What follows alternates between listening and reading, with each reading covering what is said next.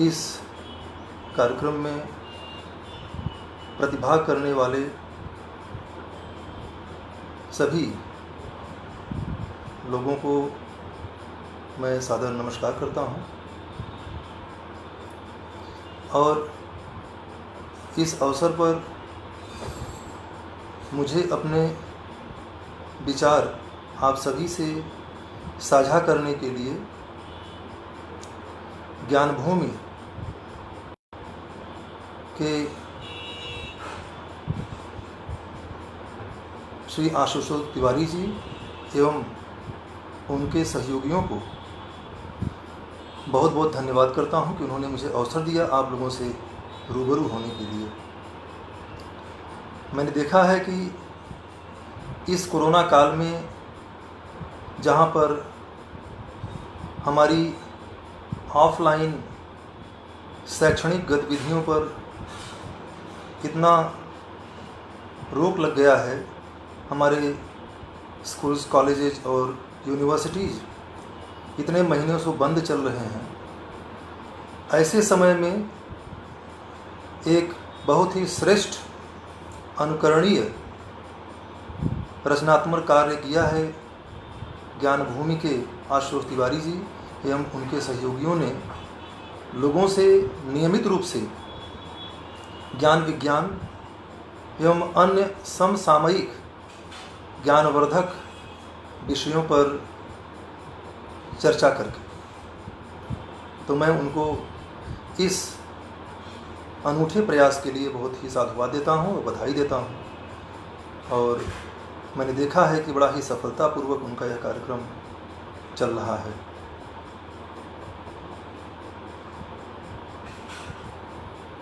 मुझे जब इस कार्यक्रम के लिए इनवाइट किया गया था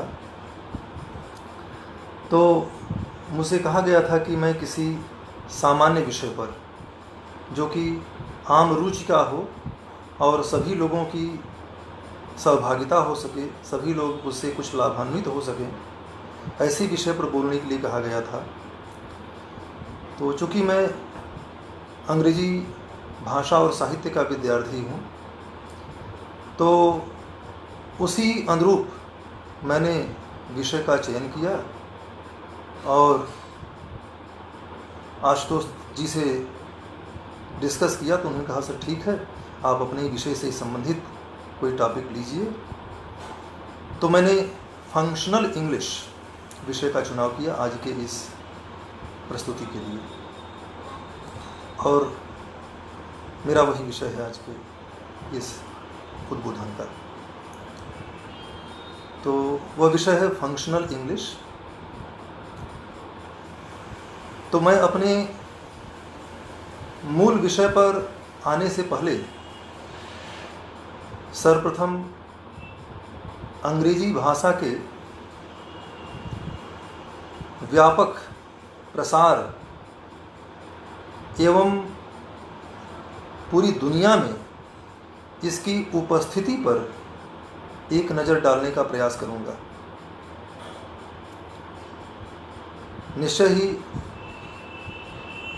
हमारे तमाम प्रतिभागी विद्वान हैं, काफ़ी जागरूक हैं और अच्छी तरीके से जानते हैं कि दुनिया का कोई कोना ऐसा नहीं है जहाँ पर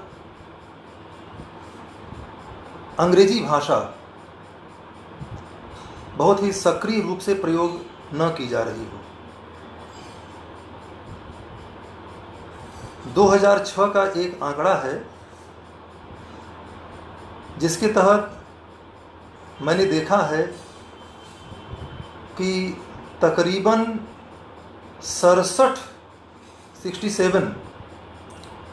देशों में अंग्रेजी मातृभाषा के रूप में, फर्स्ट लैंग्वेज के रूप में यूज की जाती है। साथ ही करीब 27 ऐसे नॉन सॉवरेन स्टेट्स हैं जहां पर भी अंग्रेजी मातृभाषा के रूप में यूज की जाती है। और ये तो 67 + 27 इतने देशों में अंग्रेजी मातृभाषा के रूप में, फर्स्ट लैंग्वेज के रूप में यूज की जाती है। इसके साथ ही यह दुनिया के अन्य देशों में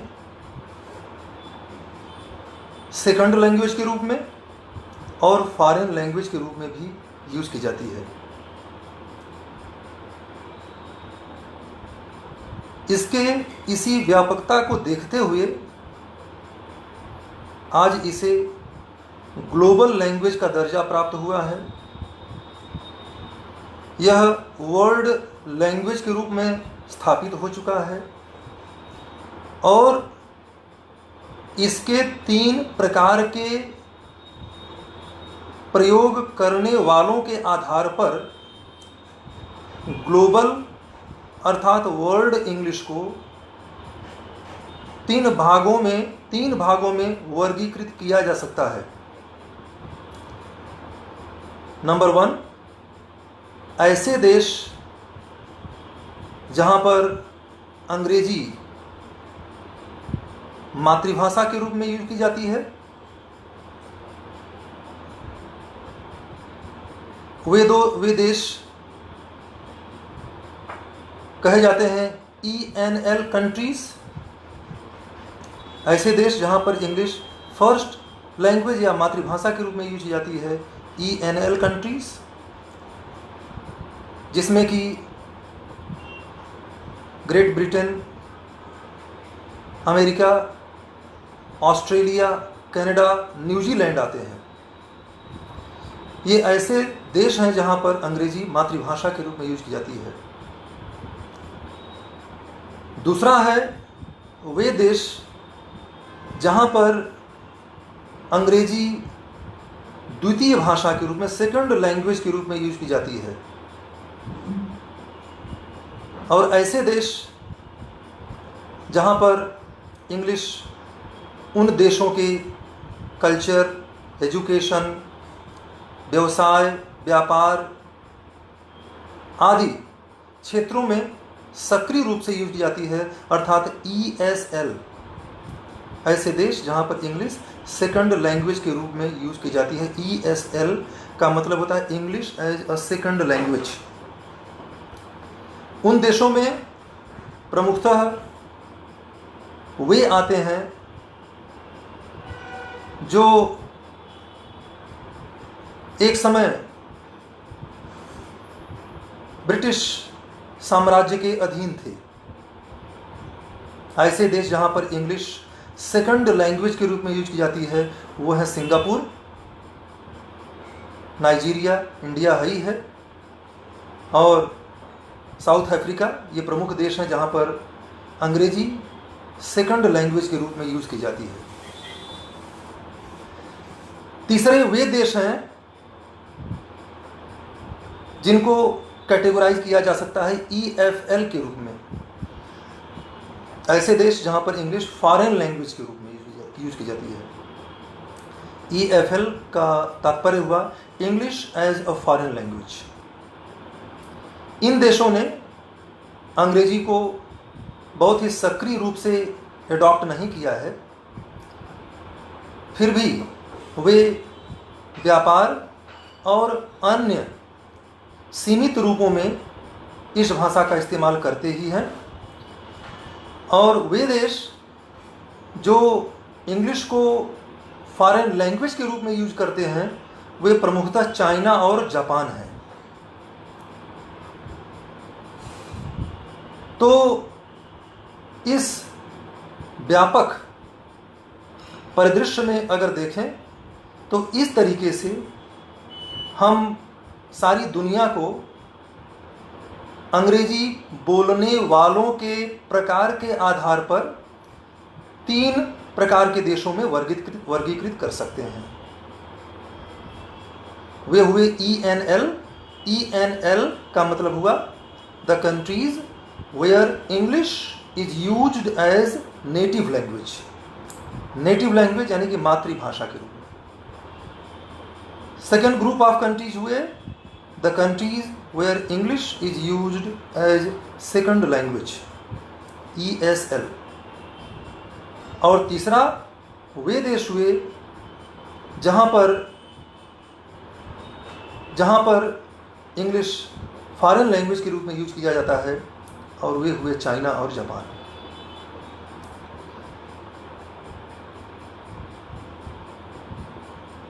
करीब उसी सर्वे जो भी मैंने पहले जिक्र किया था 2006 के सर्वे का, स्टडी का, उसी सर्वे के आधार पर यह पाया गया है कि पूरी दुनिया में लगभग 40 करोड़ लोग ऐसे हैं जिनकी मातृभाषा इंग्लिश है, मदर टंग है, उनका नेटिव टंग है।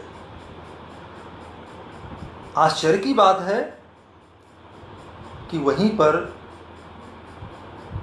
इंग्लिश को दूसरी सेकंड लैंग्वेज के रूप में यूज करने वालों की संख्या मातृभाषा के रूप में यूज करने वालों से लगभग दोगुनी है, और वह संख्या है लगभग 75 करोड़ की। ऐसे लोग जो इंग्लिश को सेकंड लैंग्वेज के रूप में यूज करते हैं।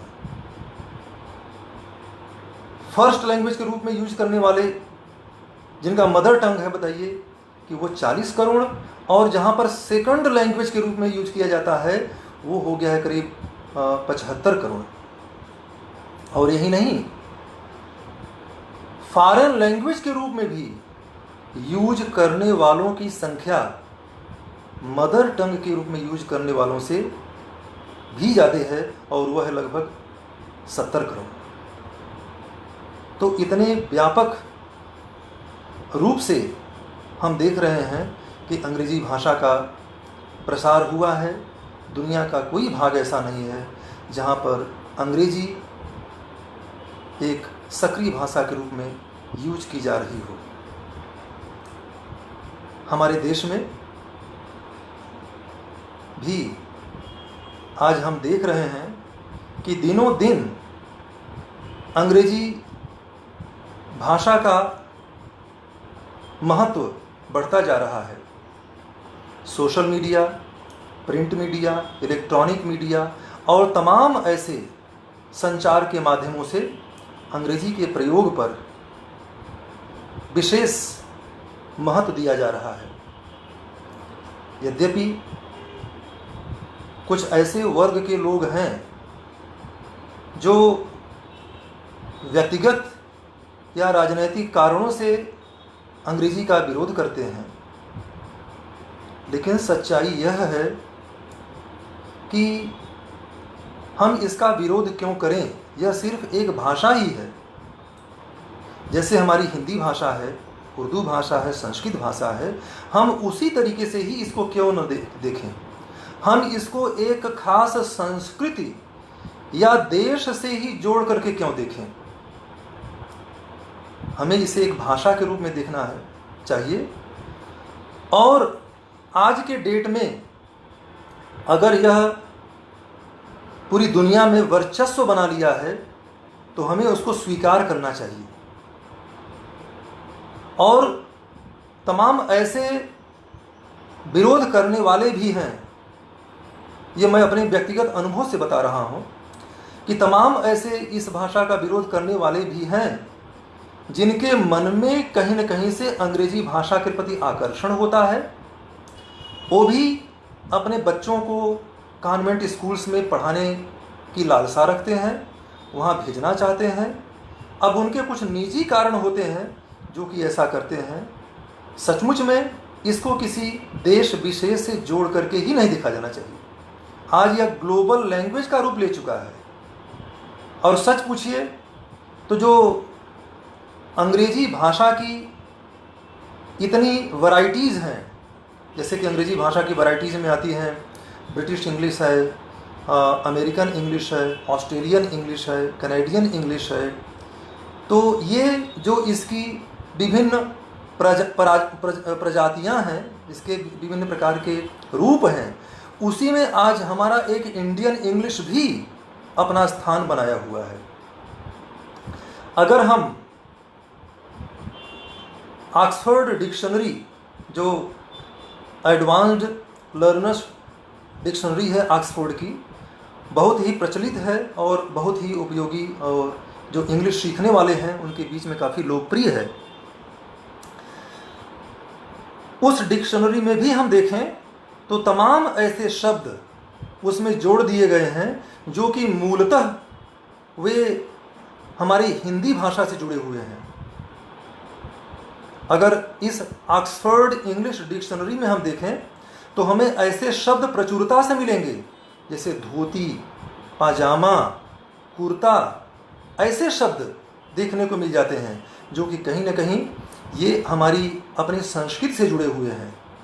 और आज के डेट में अगर यह ऐसा हो पाया है तो वह मात्र हमारे भारतीयों के मजबूत हस्ताक्षर जो कि अंग्रेजी भाषा में पूरी दुनिया में बढ़ चढ़ कर के वे स्थान रख रहे हैं।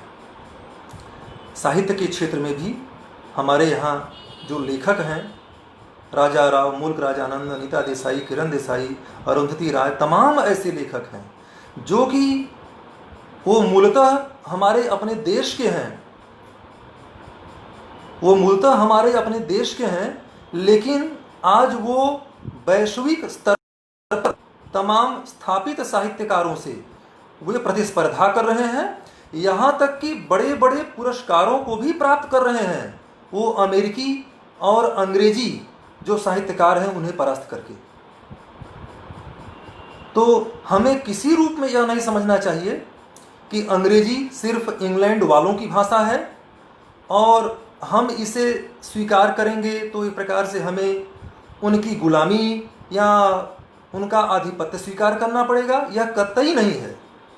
आज यह ग्लोबल लैंग्वेज का रूप ले लिया है और हर जगह इसकी पहुंच हो गई है और आज हमारे पास एक वैरायटी वो इंडियन इंग्लिश भी आ गई है जो कि पूरे वैश्विक स्तर पर अपनी पहचान बना चुका है। इसलिए हमें अपने मन में किसी प्रकार का यह दुर्भाव नहीं रखना चाहिए अंग्रेजी प्रति। किसी भी भाषा का हमें सम्मान करना चाहिए। भाषा क्या है? वह मूल रूप से हमारे विचारों के अभिव्यक्ति का माध्यम है। अब भाई हम किसी भाषा में अभिव्यक्ति करने के लिए जरूरी है कि जिससे हम उस भाषा में अभिव्यक्ति कर रहे हैं वह भी उसी भाषा को जानने वाला हो। हम कल्पना करें कि हमारे सामने कोई ऐसा व्यक्ति आ जाए परिस्थितिवश जिससे कि हमें उससे बात करनी है, लेकिन न वो हमारी मातृभाषा को जानता है और न हम उसकी मातृभाषा को जानते हैं, तो कहीं न कहीं ऐसे किसी लिंक लैंग्वेज की ज़रूरत पड़ती है। तो उसी रूप में इंग्लिश भी एक लिंक लैंग्वेज का काम करता है और हम इस यथार्थ को स्वीकारें। कहीं न कहीं हमारे शिक्षा के क्षेत्र में, हमारे व्यवसाय के क्षेत्र में, हमारे करियर के क्षेत्र में अंग्रेजी भाषा बहुत बड़ा योगदान करता है। इस बात से इनकार नहीं किया जा सकता है। तमाम हमारे मित्र यह समझते होंगे कि अगर वो अंग्रेजी भाषा में निपुण होते, बहुत ही सक्षम होते, तो शायद वो अपने करियर की और बड़ी ऊंचाइयों को हासिल किए होते या उन्हें अन्य तमाम बड़ी बड़ी उपलब्धियां मिल गई होती अगर वो अंग्रेजी भाषा में निपुण होते। सच तो यह है, हम जो समाज में मिलते हैं ऐसा हमें कोई मिलता ही नहीं है जिसके मन में अंग्रेजी के प्रति आकर्षण न हो। हमें सच्चाई स्वीकार करनी चाहिए। हम इससे बिल्कुल इनकार नहीं कर सकते हैं कि अंग्रेजी भाषा के प्रति हमारे मन में कोई राग नहीं है, कोई अटैचमेंट नहीं है, कोई अट्रैक्शन नहीं है। ऐसा नहीं है। तमाम हमारे मित्र हैं, बड़े बड़े अच्छे पदों पर हैं, करियर की अच्छी मुकाम पर स्थापित हैं। बात होती है तो वहीं कहते हैं अरे भाई थोड़ा हमको बताइए कि अंग्रेजी कैसे सीखें, कैसे हम भी इंग्लिश को फ्लुएंटली बोलने लगें। तो तमाम लोग हैं अपनी उस चिंता और उस परेशानी को शेयर करते हैं। तो कहीं ना कहीं से उनके मन में यह होता है कि वो चाहते हैं कि वो भी अंग्रेजी बोलें। उनके व्यक्तित्व में अंग्रेजी भाषा सही तरीके से या प्रभावशाली तरीके से न बोल पाने की वजह से कहीं ना कहीं उनको कमी का एहसास होता है। तो हमें इस बात को स्वीकारना चाहिए, हमें किसी संकीर्ण निजी या राजनैतिक विद्वेष के चलते इस महत्वपूर्ण पक्ष को हमें इसको अछूता नहीं करना चाहिए, उसका वशीभूत हमको नहीं होना चाहिए, सच्चाई को स्वीकारना चाहिए। और आज के डेट में हमें अगर करियर में नए मुकाम, नई ऊंचाइयां हासिल करनी है तो अंग्रेजी भाषा बहुत हद तक एक अत्यंत ही महत्वपूर्ण उसका आयाम है। चाहे इंटरव्यू हो, चाहे ग्रुप डिस्कशन हो। एक बार की बात है, हमारा अपना निजी अनुभव है, जब हम पढ़ाई कर रहे थे BHU से, MA में थे, तो हम थे और हमारे एक टीचर थे, उनको एक यूनिवर्सिटी में BTech करने वालों को इंग्लिश पढ़ाने के लिए इनवाइट किया गया था। तो करीब 1 महीने के लिए हम और हमारे गुरुजी गए थे वहाँ पर पढ़ाने के लिए। तो BTech करने वाले वो छात्र जो इलेक्ट्रॉनिक्स पढ़ रहे थे, मैकेनिकल इंजीनियरिंग, कंप्यूटर साइंस, तमाम अन्य इंजीनियरिंग के विधाओं में अपना स्नातक का पाठ्यक्रम पढ़ रहे थे, तो जब वो देखे और अंग्रेजी को बताया गया उसके बारे में, तो अपनी चिंताओं को वो शेयर किए कि सर हम बताइए कि इतनी कठिन परीक्षाओं को पास करके आते हैं, BTech में हमारा एडमिशन होता है और हम पढ़ाई करते हैं, लेकिन एक बहुत प्रमुख चीज़ होती है जो कि हम लोग बड़ा अफसोस करते हैं, और वह होता है भाषा में दक्षता की कमी।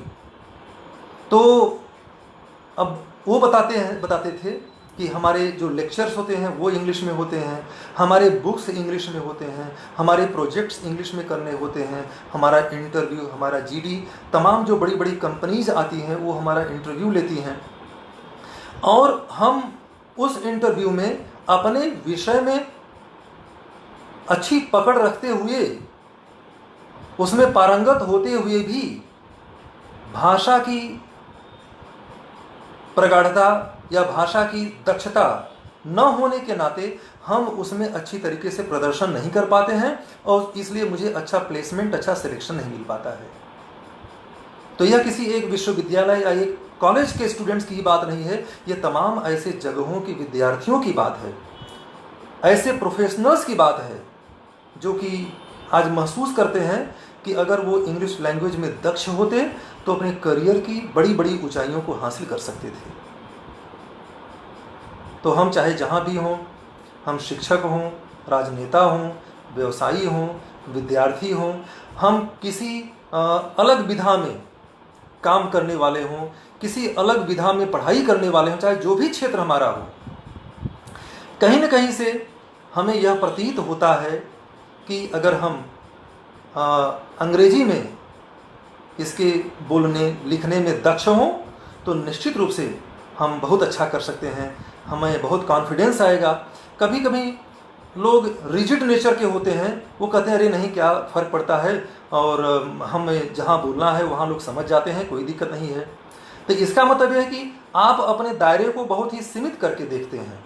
आप कल्पना कीजिए, तमाम छोटे शहरों या ग्रामीण अंचलों के रहने वाले विद्यार्थी या ऐसे लोग जब बड़े विश्वविद्यालय या बड़े शहरों के लोगों से उनकी मुलाकात होती है तो कहीं न कहीं एक कॉम्प्लेक्स आता है। और वह कॉम्प्लेक्स क्यों आता है? उसमें कॉम्प्लेक्स पैदा करने वाला एक जो महत्वपूर्ण चीज़ होता है वो होता है कि इंग्लिश लैंग्वेज यूज करने में उनकी दक्षता की जो कमी होती है, तो यह चीज़ उनको परेशान करता है। और ऐसे लोग जो इंग्लिश कम्युनिकेशन में बहुत ही कॉम्पिटेंट हैं, बहुत एफिशिएंट हैं, वो देश और दुनिया के किसी कोने में चले जाएं, वो बहुत कॉन्फिडेंट होते हैं, उनका आत्मविश्वास, उनका हौसला बहुत बुलंद होता है और वो बहुत अच्छा करते हैं। तो कहीं न कहीं से ये हमारे मानसिक पटल पर इसकी एक बहुत गहरी छाप होती है जो कि हमें प्रभावित करती है। हम इससे उबर नहीं पाते हैं, और जब उबर नहीं पाते हैं तो हमें इसको यथार्थ के रूप में स्वीकार करना चाहिए और इसको एक भाषा के रूप में मानना चाहिए। ऐसा यह नहीं मानना चाहिए कि ये किसी दूसरे देश की संस्कृति की चीज़ है। हमें यह पता होना चाहिए खुद अंग्रेजी भाषा, यह जो इंग्लैंड से जोड़ करके, ग्रेट ब्रिटेन से जोड़ करके देखते हैं, वहाँ पर ही वहाँ के लोगों ने नहीं पैदा किया था इसको। अगर हम अंग्रेजी भाषा की उत्पत्ति और उद्भव का विकास पढ़ें तो हम जानेंगे कि करीब 5वीं शताब्दी में जर्मनी के 2 आदिवासी समुदाय, जिनके नाम थे एंजिल्स और सैक्सन्स, वो लोग अच्छी संख्या में इंग्लैंड में व्यापारिक उद्देश्य से आए थे और इंग्लैंड को प्राकृतिक संसाधनों में संपन्न पा करके वो, और इंग्लैंड के लोग उन दिनों बहुत ही कमज़ोर और गरीब थे, पिछड़े हुए थे, तो वहीं बस गए और इंग्लैंड के मूल निवासियों को वो गुलाम बना लिए। तो ये जो एंजिल्स और सैक्सन्स, जो 2 आदिवासी समुदाय के लोग थे, वो जो अपनी जर्मन की बोली बोलते थे, उनके डायलेक्ट्स होते थे, तो जो इस्तेमाल करते थे, उसी से अंग्रेजी भाषा की उत्पत्ति मानी जाती है। इसीलिए वो, उसका नाम है कंबाइंड फॉर्म में हम कहते हैं वो एंग्लो सैक्सन बन गया। एंजल्स और सैक्सन्स 2 जर्मनी के आदिवासी समुदायों के द्वारा इंग्लैंड में आकर के वो उनका बस जाना और उनके उस बोली के इस्तेमाल करने से ये इसका नाम हो गया एंग्लो सैक्सन, और इसका एक दूसरा नाम है ओल्ड इंग्लिश। इसी से आगे चल करके फिर 11वीं शताब्दी में इंग्लिश का एक दूसरा फॉर्म है मिडिल इंग्लिश बोलते हैं, और वह इंग्लिश जो आजकल हम लोग इस्तेमाल करते हैं वो खास करके 17वीं 16वीं शताब्दी से वो अस्तित्व में आना शुरू हुआ। और 17वीं शताब्दी से हम जानते हैं कि दुनिया के तमाम देशों पर ब्रिटेन का साम्राज्य फैल गया, और जहाँ जहाँ उनका साम्राज्य फैलता गया वहाँ वहाँ अंग्रेजी भाषा का भी प्रचार प्रसार होता गया। तो धीरे धीरे कर करके ऐसा होता गया, और आज के डेट में यह एक महत्वपूर्ण यथार्थ बन गया है और हमको इसको स्वीकार करना चाहिए। हमें इसका विरोध नहीं करना चाहिए। शिक्षा हो, व्यवसाय हो, हर जगह हम इसका प्रयोग करके हम निश्चित रूप से बहुत ही उत्कृष्ट प्रदर्शन कर सकते हैं, अच्छे ऊंचाइयों के आयाम प्राप्त कर सकते हैं। अब हम आते हैं अपने मूल विषय पर। मेरा मूल विषय है फंक्शनल इंग्लिश। यद्यपि यह विषय बड़ा ही व्यापक है और इसको एक संक्षिप्त प्रस्तुति में इसको समाहित कर पाना बड़ा मुश्किल होता है। तमाम विश्वविद्यालयों में फंक्शनल इंग्लिश एक स्वतंत्र पाठ्यक्रम के रूप में, इंग्लिश तो होता ही है, लोग इंग्लिश में ग्रेजुएशन करते हैं। इंग्लिश के अलावा फंक्शनल इंग्लिश भी होता है, उसमें भी लोग स्नातक का पाठ्यक्रम पढ़ते हैं। तो फंक्शनल इंग्लिश है वो बहुत एक व्यापक विषय है। उसके कुछ महत्वपूर्ण बिंदुओं को लेंगे और कोशिश करेंगे कि हमारे वे मित्र प्रतिभागी जो मूलतः अंग्रेजी के विद्यार्थी या अध्यापक नहीं हैं, लेकिन उनके मन में अंग्रेजी भाषा को सीखने की उत्कट अभिलाषा होती है, लेकिन किन्हीं कारणों से वे उसमें प्रवीण नहीं हो पाते हैं। तो कुछ उसी से जुड़ी हुई मूलभूत बिंदुओं को मैं इसमें स्पर्श करूंगा। फंक्शनल इंग्लिश विगत कुछ दशकों से अंग्रेजी पढ़ने और पढ़ाने का एक लोकप्रिय विषय बनकर के स्थापित हुआ है। यह मुख्य रूप से जो अंग्रेजी पठन पाठन की परंपरागत पढ़ाई थी, उस पढ़ाई से हट कर बहुत ही व्यावहारिक, उपयोगी, वैज्ञानिक, बोधगम्य रूप से सिखाने के लिए, छात्रों को सिखाने के लिए इसे इंट्रोड्यूस किया गया था। तो अगर फंक्शनल इंग्लिश, जिसको कि हिंदी में हम व्यवहारिक अंग्रेजी भी कह सकते हैं, हमने देखा है कि हमारे तमाम भारतीय भाषाओं जैसे कि संस्कृत और हिंदी के प्रचार प्रसार के लिए भी सरल हिंदी, व्यावहारिक हिंदी, व्यावहारिक संस्कृत पाठ्यक्रम के अंग हुआ करते हैं। तो ठीक उसी तरीके से विगत कुछ दशकों से फंक्शनल इंग्लिश या कम्युनिकेटिव इंग्लिश भी एक विषय के रूप में स्थापित हुआ है। फंक्शनल इंग्लिश का तात्पर्य होता है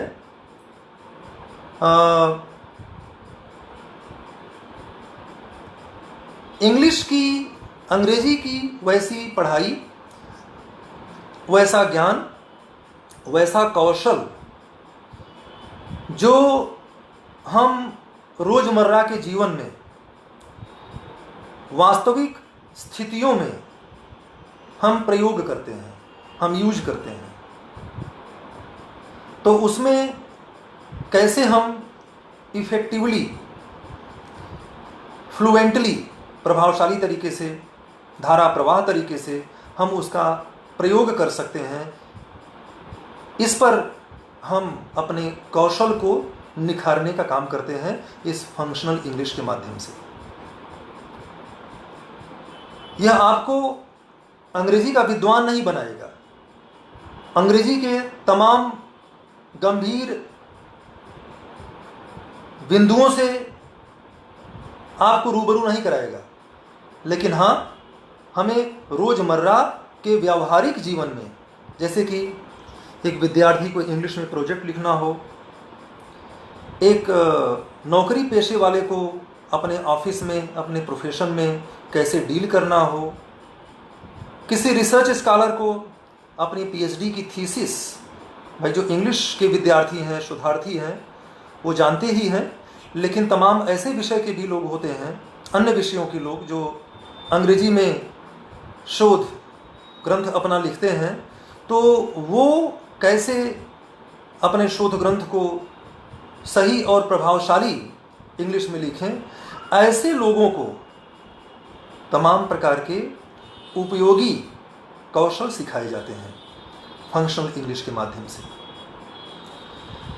आज हमने देखा है कि समय के साथ साथ विगत कुछ दशकों से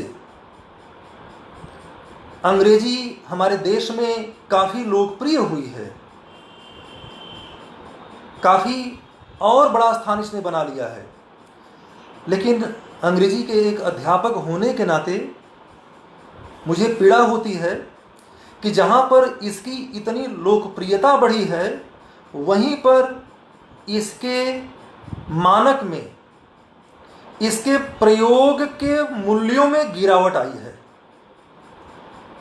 आज तमाम लोग हैं, चाहे व्हाट्सएप मैसेज हो, अन्य किसी प्रकार की चैटिंग हो, वो करते हैं तो वो इंग्लिश में करते हैं, लेकिन इंग्लिश में लिखते वक्त उनको इंग्लिश ग्रामर, स्पेलिंग, वोकैबुलरी और तमाम उससे जुड़ी हुई अन्य मूलभूत चीज़ों का भान नहीं रहता है, और वो धड़ल्ले से उसको लिखते हैं, इस बात का फिक्र किए बगैर कि उसमें कोई त्रुटि हो रही है कि नहीं त्रुटि हो रही है। अरे आप अंग्रेजी में लिख रहे हैं तो यह तो जता रहा है कि अंग्रेजी से आपको प्रेम है, इसलिए आप अंग्रेजी में लिख रहे हैं। तो जब आप अंग्रेजी में लिख रहे हैं तो थोड़ा सा अंग्रेजी के बारे में जान लीजिए, कुछ उसके मूलभूत चीज़ों को जान जाइए, ताकि उसकी मर्यादा के अनुरूप उसका प्रयोग कर सकें। यह तो कोशिश होनी चाहिए। तमाम ऐसे हमने देखे हैं कि पढ़े लिखे लोग हैं जिनसे ऐसी अपेक्षा नहीं की जाती है, वो भी धड़ल्ले से गलतियां करने लगते हैं। तो मैं यह मानता हूं कि वो गलतियां इसलिए नहीं करते हैं कि वो नहीं जानते हैं। तमाम लोग हैं, वो जानते हैं, बेसिक्स को जानते हैं, इसके बावजूद भी वो गलती करते हैं, क्योंकि थोड़ा सा केयरलेस होते हैं। तो अगर हम अलर्ट रहें, सचेत रहें, तो हम अंग्रेजी को सही तरीके से इंग्लिश यूज करने में सिर्फ फ्लुएंसी का ही मतलब नहीं होता है, सबसे बड़ी चीज़ होती है करेक्टनेस।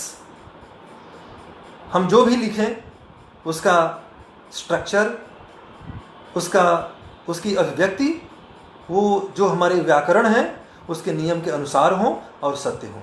हाँ, व्याकरण के जो रिजिड, ओल्ड फैशन और तमाम ऐसे पेचीदे नियम हों, उन सारे नियमों का पालन करने की मैं अपेक्षा नहीं करता हूँ। मेरे कहने का अभिप्राय है जो बेसिक रूल्स ऑफ स्ट्रक्चर हैं, कम से कम उनका तो पालन हो, और अगर हम थोड़ा सा सतर्क हों और थोड़ी सी चेष्टा करें तो निश्चित रूप से हम उनको वैसा कर सकते हैं। तो अगर वह इतना उपयोगी है तो हमें निश्चित रूप से उस पर ध्यान देने की विशेष ज़रूरत है। तो फंक्शनल इंग्लिश में यानी कि व्यावहारिक अंग्रेजी के 4 प्रमुख पहलू होते हैं, जिसको कि हम 4 घटक कह सकते हैं। वह है रीडिंग, नंबर 2 राइटिंग, नंबर 3 है लिसनिंग, नंबर 4 है स्पीकिंग। ये 4 प्रमुख घटक हैं जिनका हम अभ्यास करते हैं फंक्शनल इंग्लिश पढ़ने के दौरान। एक बात बहुत ही उल्लेखनीय है कि अंग्रेजी भाषा एक कौशल है। जिस प्रकार से हम तमाम प्रकार के कौशल सीख करके फिर उसमें निपुणता हासिल करते हैं, जैसे कंप्यूटर ऑपरेट करने का हम स्किल कुछ बेसिक्स सीखते हैं, लेकिन बेसिक्स सीखना अकेले पर्याप्त नहीं है। जो बेसिक्स हमने सीखे हैं उसको हम रियल सिचुएशंस में यूज कर रहे हैं कि नहीं, यह महत्वपूर्ण होता है। कंप्यूटर एप्लीकेशंस के बारे में या ऑपरेशन के बारे में हमें कोई 3 महीने 4 महीने का लेक्चर दे और तमाम चीज़ों को सिखाए, लेकिन अगर हम मॉनिटर, कीबोर्ड, माउस टच ही न करें, हम उसके पास जाएं ही न, या यदा कदा कभी कदार हम जाएं, तो क्या हम कभी कंप्यूटर चलाने में निपुण हो सकते हैं? नहीं हो सकते हैं। हम बाइक चलाते हैं, बाइक चलाना कौशल है, कार चलाना कौशल है, साइकिल चलाना कौशल है, छोटा सा ही कौशल है, स्विमिंग कौशल है। तो जिस प्रकार से ये कौशल हैं, उसी प्रकार से कोई भी भाषा सीखना और उसमें प्रवीणता हासिल करना, यह भी एक प्रकार का कौशल है। और किसी भी कौशल के विकास के 2 प्रमुख आयाम होते हैं।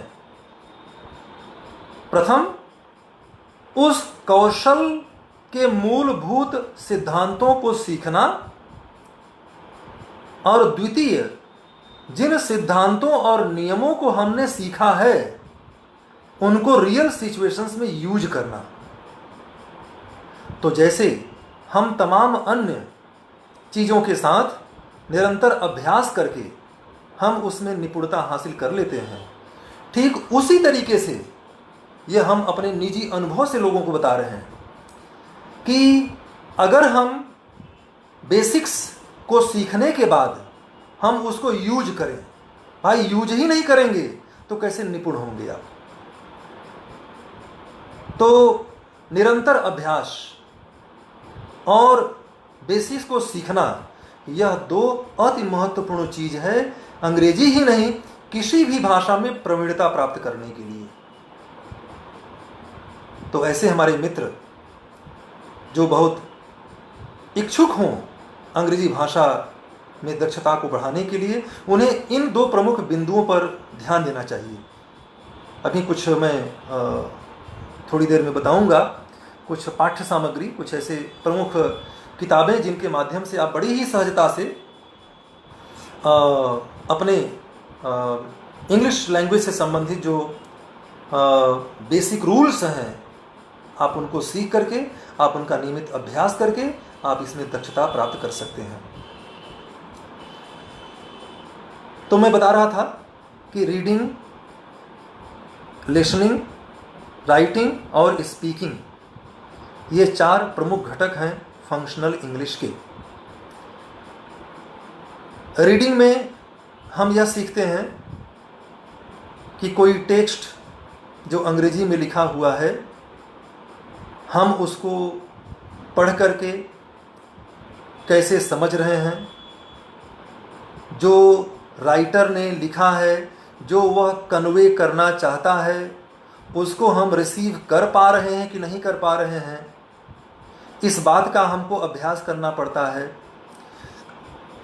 तमाम हम देखे हैं कि ऐसे प्रैक्टिस जो कॉम्प्रिहेंशन वाले होते हैं, जिनको कि अपठित गद्यांश कहा जाता है, जिसमें से कोई अनसीन पैसेज दिया जाता है और उस पैसेज को पढ़ करके नीचे पूछे गए तमाम प्रश्नों के उत्तर उसी पैसेज के आधार पर हमको देने होते हैं। तो वह बहुत ही महत्वपूर्ण एक अंग होता है अपनी भाषा को समृद्ध करने का, रीडिंग कॉम्प्रिहेंशन।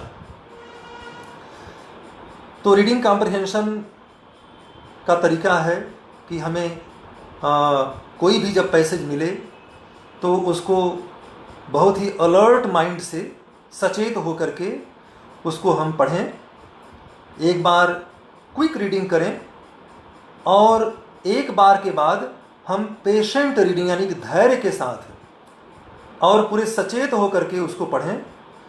उस अंश को पढ़ने के दौरान तमाम शब्द होंगे जिनका अर्थ हमको न आता हो, लेकिन उनके लिए परेशान नहीं होना चाहिए।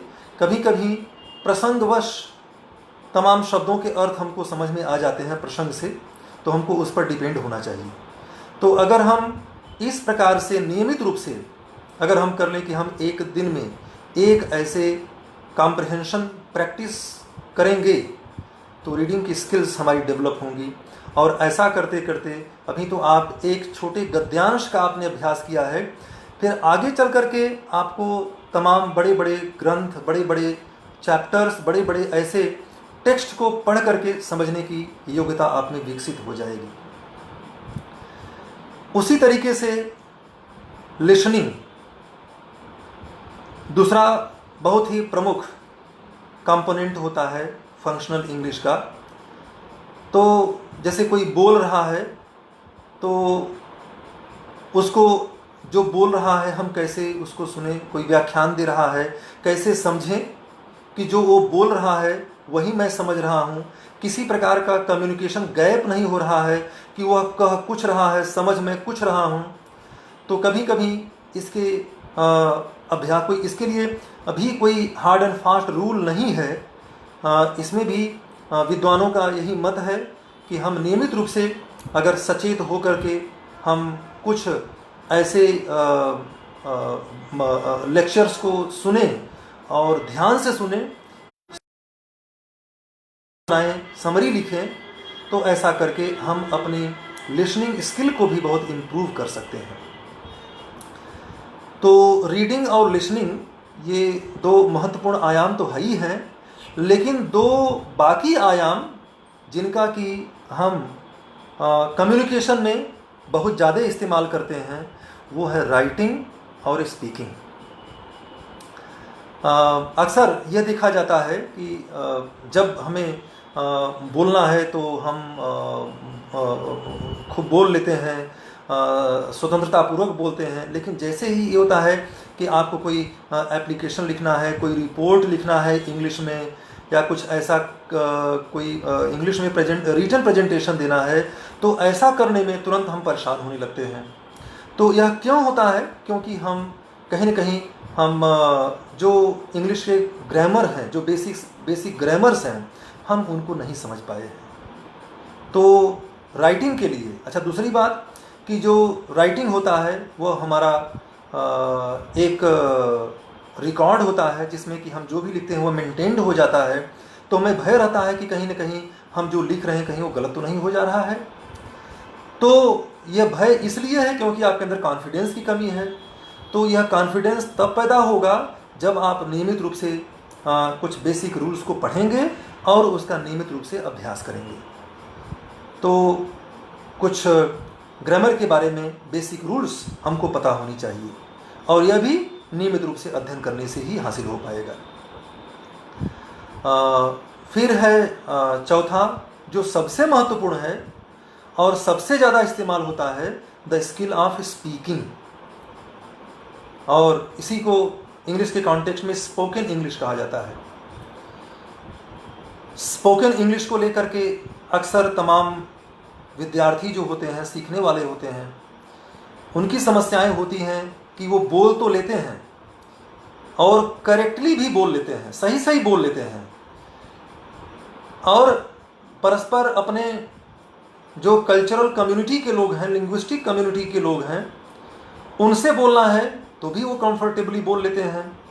लेकिन जैसे ही किसी फॉरेन यूजर से बोलने की बात होती है, कोई इंग्लैंड वाला मिल गया, फ्रांस वाला मिल गया, जर्मनी वाला मिल गया, अगर उनसे बात करने की होती है तो वहाँ पर न तो वो हमें समझ पाते हैं और न ही हम उनको समझ पाते हैं। वहाँ बिल्कुल कम्युनिकेशन गैप हो जाता है। भले ही आपको ग्रामर की अच्छी नॉलेज हो, बेसिक रूल्स आपको पूरी तरीके से पता हों, लेकिन फिर भी अगर आपको किसी ऐसे डिफरेंट कल्चरल और लिंग्विस्टिक कम्युनिटी वाले व्यक्ति से बात करनी होती है, विदेशी होता है, तो वहाँ पर कम्युनिकेशन की प्रॉब्लम होती है। न तो आप उसे समझ पाते हैं और न ही वह आपको समझ पाता है। तो इसके लिए मुख्य कारण क्या है? इसके लिए मुख्य कारण है कि खास करके वे देश जहाँ पर अंग्रेजी सेकंड या फॉरेन लैंग्वेज के रूप में यूज की जाती है, उन देशों में इंग्लिश को सीखने के दौरान उनकी मातृभाषा का हस्तक्षेप होता है।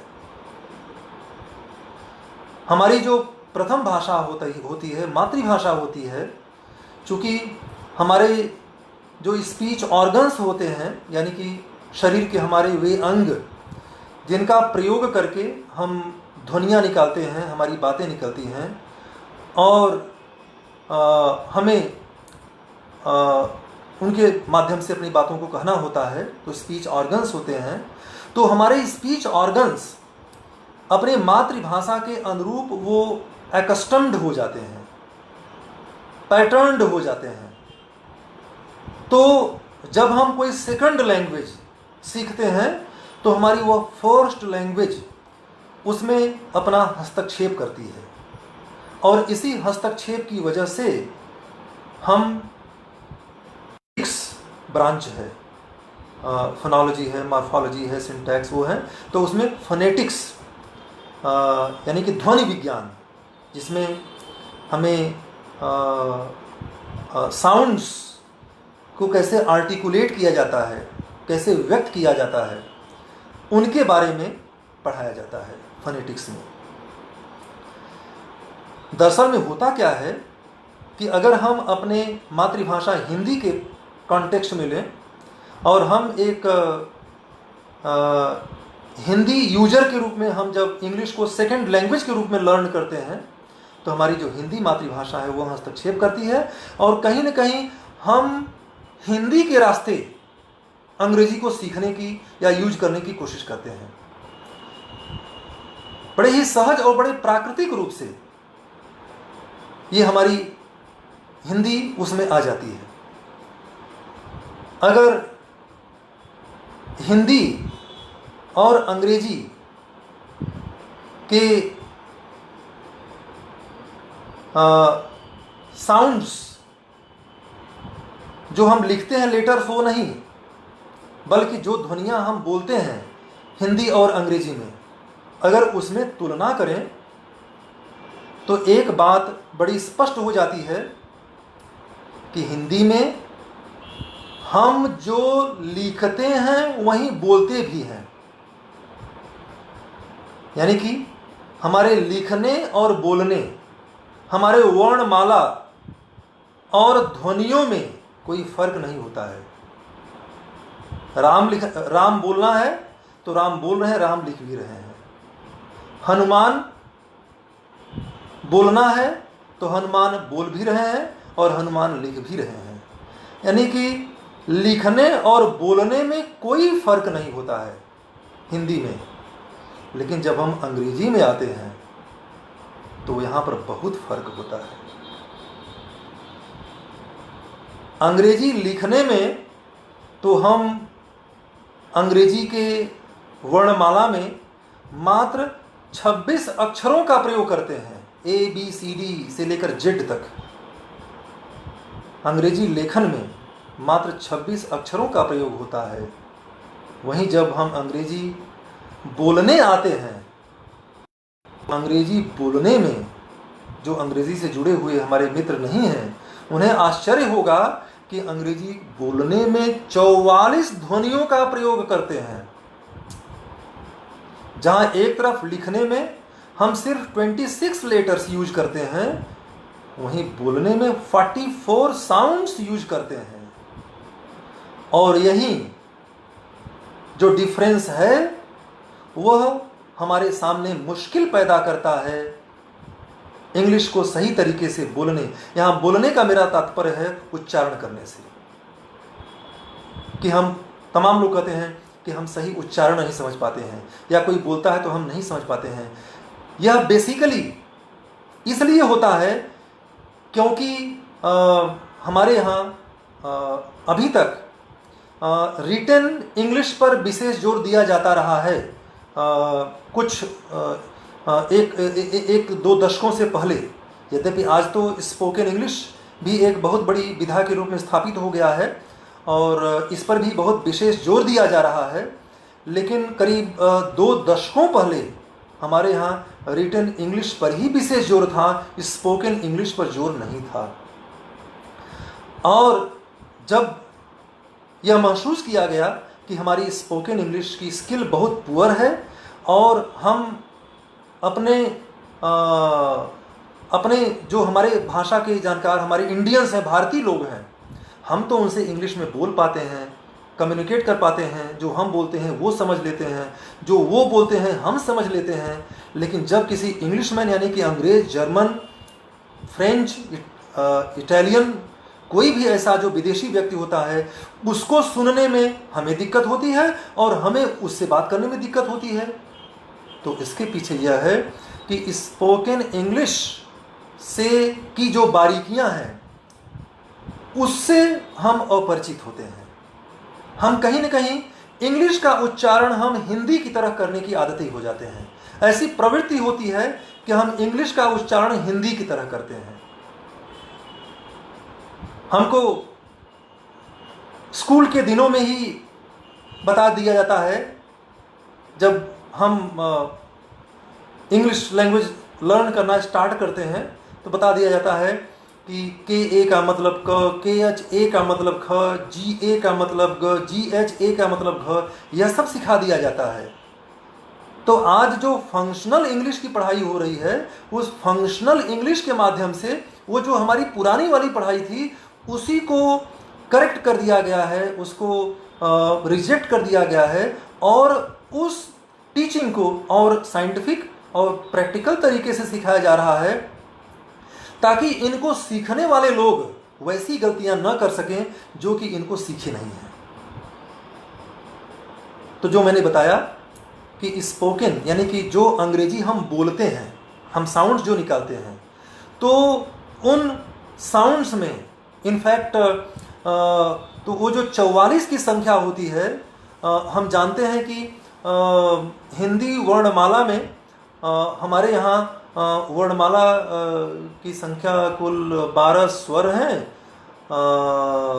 33 व्यंजन हैं और 5 उसमें मिश्र हैं, जिसमें कि 6 जो कंपाउंड कॉन्सोनेंट्स हैं, जैसे कि क्ष, त्र, ज्ञ, ऋ, श्र, ये प्लस ओम और विसर्ग, ये मिलाकर के कुल 52 वर्णमाला माने जाते हैं हिंदी में।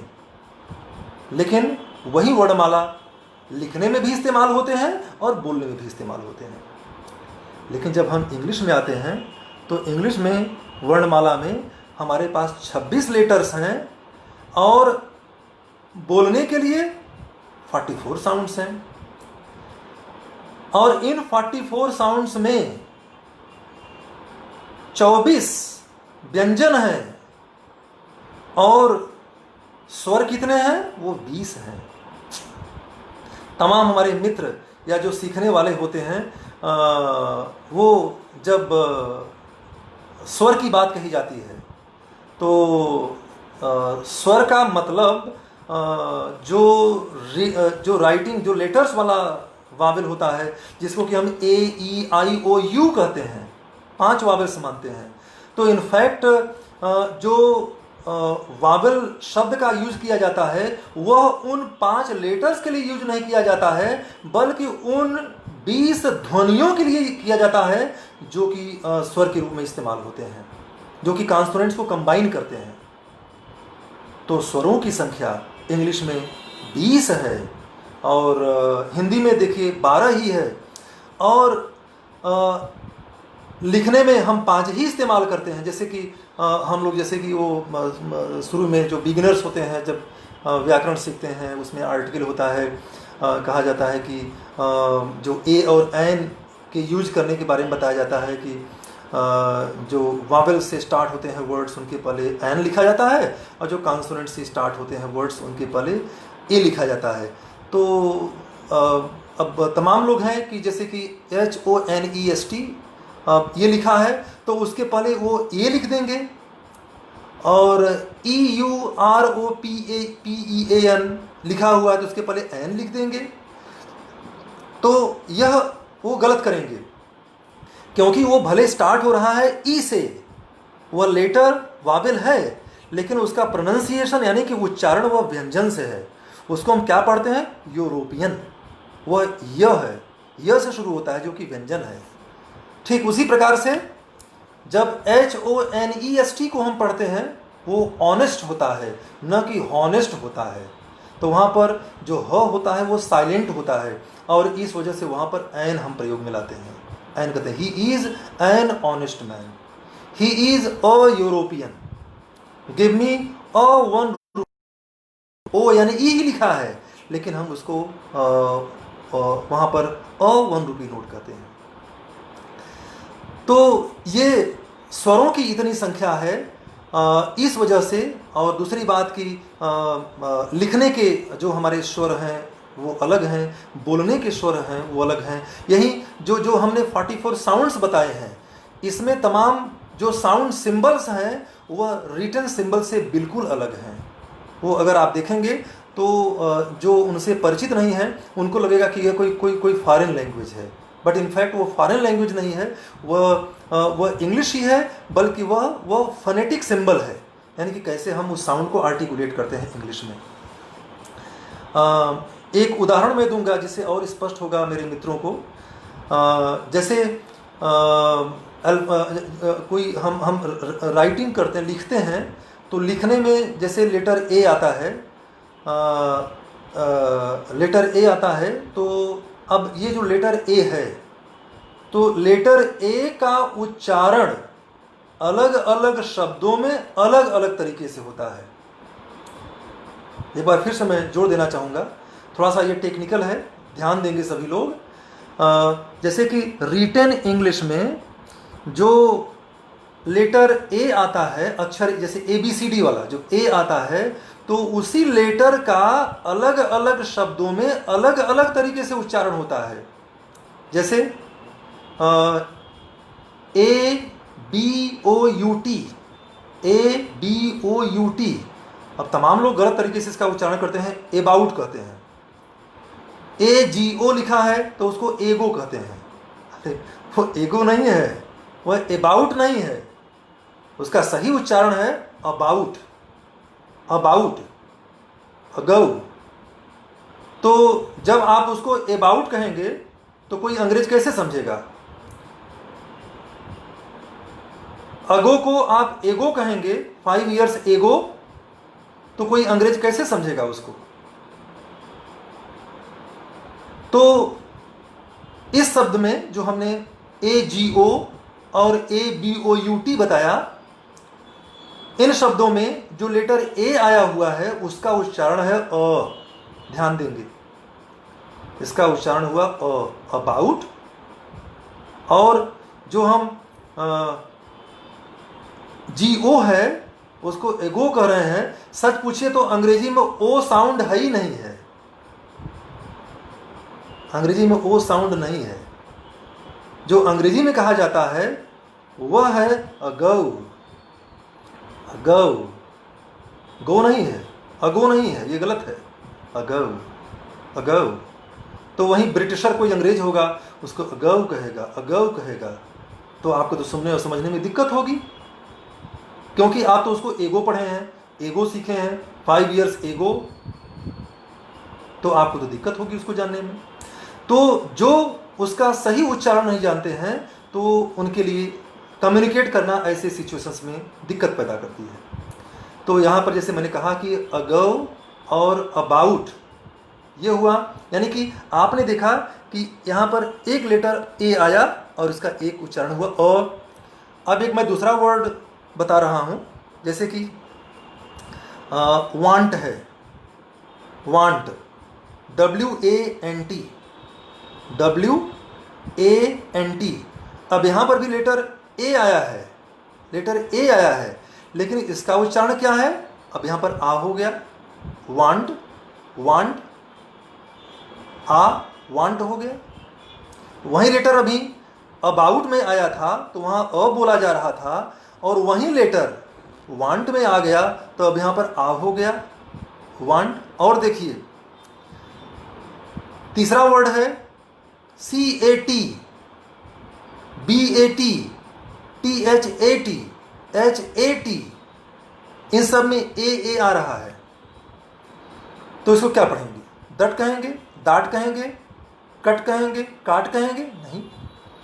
तो अगर आपने सीख लिया है कि नहीं जहाँ जहाँ ए आएगा वो अ होगा, तब तो आप बैट को भी बट कहेंगे। तो अब यहाँ पर क्या हो गया? लेटर वही है लेकिन उसका उच्चारण क्या हो गया? ये कैट हुआ, यानी कि ए हुआ, कैट, बैट, दैट, हैट। अब आपने देखा कि लेटर वही है, अक्षर वही है, लेकिन अलग अलग शब्दों में अलग अलग रूपों में आने पर उसका उच्चारण अलग तरीके से हो रहा है। अब एक चौथा शब्द बता रहे हैं, जैसे देखिए TAKE, TAKE यहां पर भी है। अब इसको क्या कहेंगे? टक कहेंगे, टाक कहेंगे? नहीं। अब इसका उच्चारण हुआ टेक, टेक। दूसरी बात और ध्यान देंगे, जो इनसे परिचित नहीं है तो वो इसको टेक कहते हैं, टेक इट, टेक इट, या नहीं है टेक, टेक, डेट, DATE जो होता है वो डेट नहीं है, वो डेट, डेट। इसी तरीके से CH। अब CH जो स्कूल डेज में हमको सिखा दिया गया है कि CH का मतलब होता है च, तब जहां देखेंगे तो वहां पर आप CH को च ही कहेंगे। तो SCHOOL लिखा है तो उसको स्टूल कहेंगे, क्योंकि आपने सीखा वही है। जिन लोगों ने सीखा है CH का मतलब च होता है। तो देखिए CHAIR, यहाँ चेयर, CH आया, च हुआ। स्कूल जब हुआ तो वहाँ CH, यानी कि CH वहाँ पर क पढ़ा गया। तो इसी तरीके से अंग्रेजी में तमाम जो अक्षर होते हैं वो लिखे जाते हैं अलग तरीके से और बोले जाते हैं अलग तरीके से। एक यही विशेष वजह होती है जो कि इंग्लिश यूजर्स के साथ समस्या खड़ा करती है, और इसी पर हमें सतर्क रहने की ज़रूरत होती है। ये जो फंक्शनल इंग्लिश है, फंक्शनल इंग्लिश में एक उसका सब कंपोनेंट पढ़ाया जाता है फोनेटिक्स। तो उसी में फोनेटिक्स में इन सब चीज़ों को पढ़ाया जाता है। तो जो लोग उनको पढ़ते हैं तो उनको वो समझ में आ जाता है कि किस तरीके से हमको सही तरीके से शब्दों का उच्चारण करना है। अब तमाम लोग हैं इस पर भी कटाक्ष करते हैं, अरे यानी कि अगर कोई सही उच्चारण बोलने की कोशिश कर रहा है, कहते हैं अरे आप अमेरिकन की तरह बोल रहे हैं, आप विदेशियों, अरे भाई इसमें अंग्रेजों, विदेशियों, अमेरिकनों की कोई बात ही नहीं है। इसमें सीधी सी बात यह है कि जब आप अंग्रेजी बोल रहे हैं तो आप अंग्रेजी वैसे बोलिए जैसे इसको बोली जानी चाहिए। अब बोल रहे हैं अंग्रेजी और उसको बोलेंगे हिंदी के तरीके से, तब तो ये तो अंग्रेजी भाषा के साथ अन्याय होगा। ऐसा नहीं करना चाहिए। अगर हमारी रुचि है उसमें तो हमें निश्चित रूप से हमें उसके बारे में सीखना चाहिए, जानना चाहिए, और जब हम सीखेंगे और जानेंगे तभी हम अच्छी तरीके से उसको कर सकते हैं।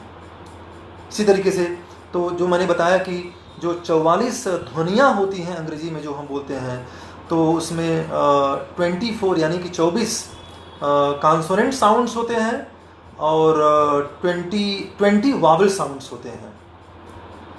तो इन वावल साउंड्स को भी 2 भागों में बांटा गया है। 12 प्योर वावल्स होते हैं और 8 वो डिफ्थॉन्ग्स होते हैं। डिफ्थॉन्ग्स यानी कि वो वावल कंपाउंड्स होते हैं, उनको वावल ग्लाइड्स भी कहा जाता है। तो ये थोड़ा टेक्निकल है, ज़्यादा हम विस्तार में नहीं ले जाएंगे।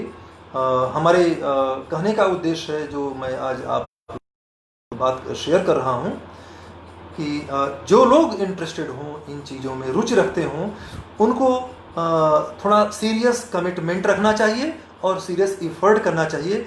तो निश्चित रूप से भले ही वो अंग्रेजी के विद्वान न हों, लेकिन अंग्रेजी में अपनी बातों को सही सही तरीके से लिखने और बोलने में वो दक्ष हो जाएंगे, समझ जाएंगे। तो स्पोकन इंग्लिश यह निश्चित रूप से आज के डेट में एक बहुत ही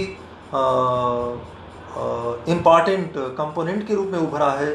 जहाँ देखिए तहाँ स्पोकन इंग्लिश में कोचिंग क्लासेस दिए जाते हैं, अलग से ट्रेनिंग दी जाती है, क्योंकि थोड़ा ये टेक्निकल होता है और इसको बड़े ही धैर्य और लगन के साथ इसको सीखने की कोशिश करनी होती है।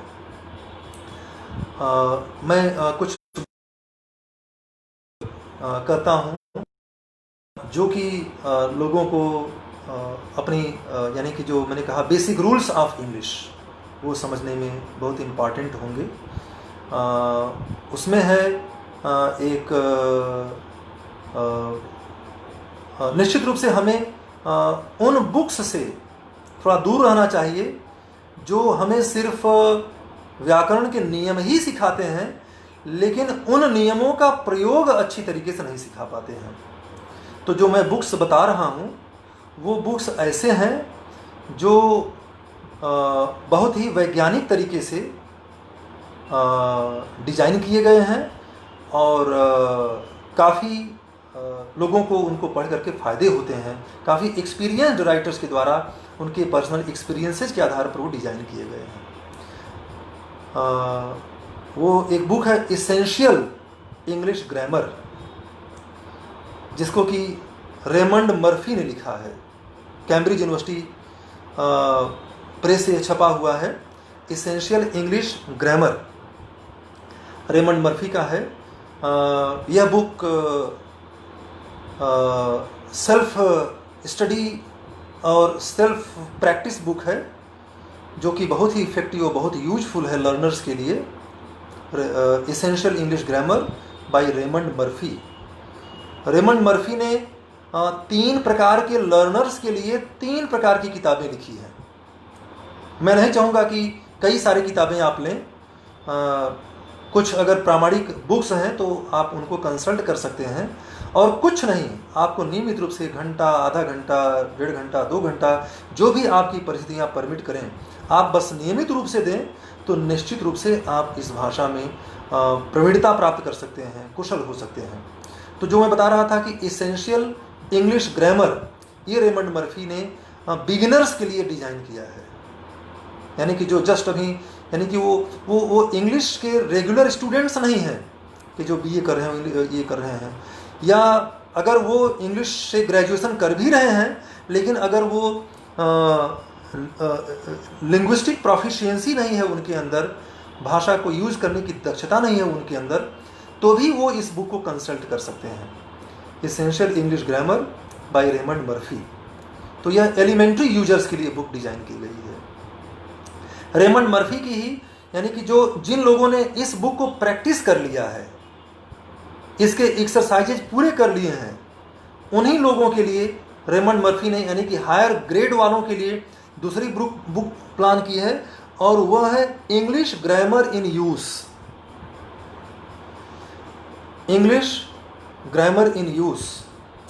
तो यह जो बुक है, यह जो बिगिनर्स, जिन लोगों ने उसको पढ़ लिया है, समझ लिया है, उनको किया है। यह सेल्फ स्टडी बुक है। इसके लिए किसी गाइड, किसी एक्सपर्ट की ज़रूरत आपको नहीं है।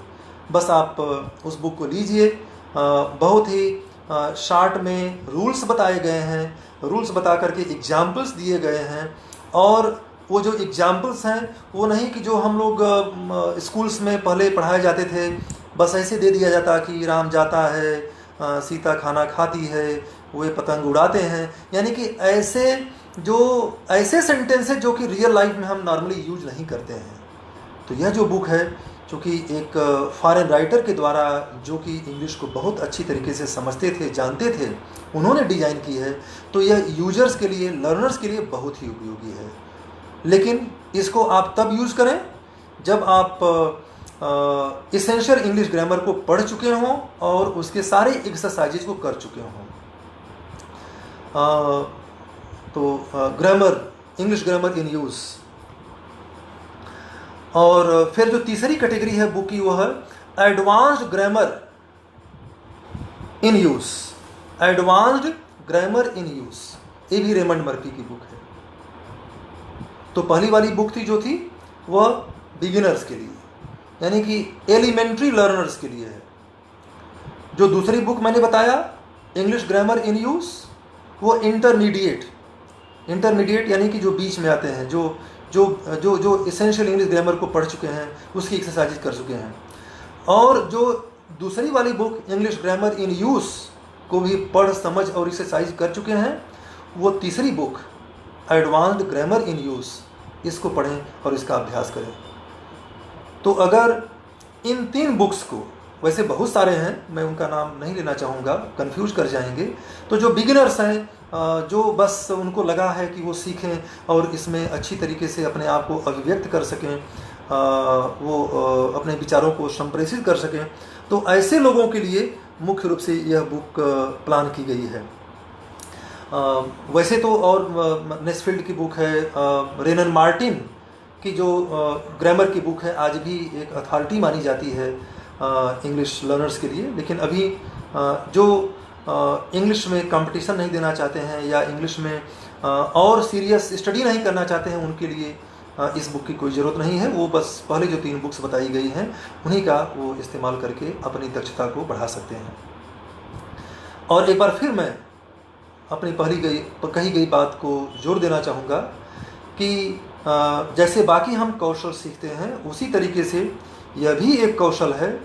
और अपने इस कौशल विकास के लिए 2 प्रमुख चीज़ें हैं। नंबर 1 कि हम बेसिक रूल्स को लर्न करें, और नंबर 2 हम जो रूल्स लर्न करते हैं उसका हम नियमित अभ्यास करें।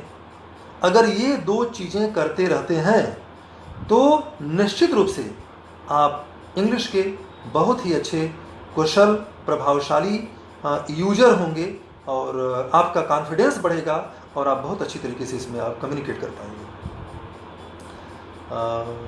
मैं समझता हूँ कि इसी पर अपनी बात को मैं विराम दूँ।